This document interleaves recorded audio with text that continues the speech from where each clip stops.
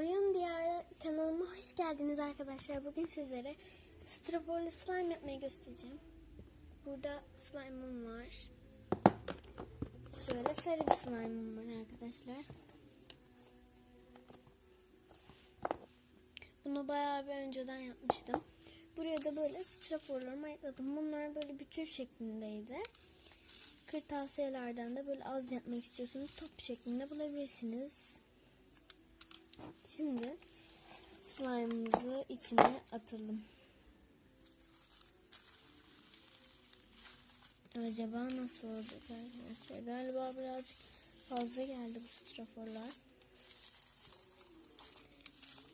Bu videoyu hiç kesmeden yapacağım arkadaşlar.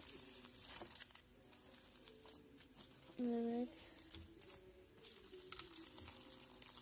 Tam olarak iyi karışmıyor.